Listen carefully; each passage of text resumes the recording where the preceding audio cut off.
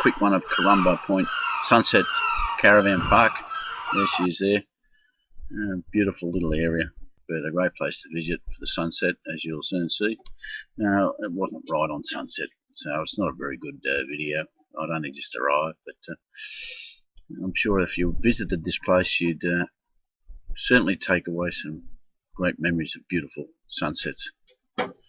Let's be boat ramp there at the end of the caravan park. Madman fisherman here. That's the Gulf of Carpentaria.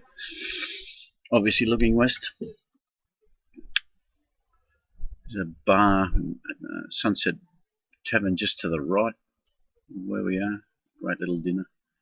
Very busy. This must have been hundreds of photos taken of this sunset here. Thousands of, I would imagine. Anyway, it's well worth the extra 70 odd kilometres north of Normanton if you're ever up in that neck of the woods. Have a look at it.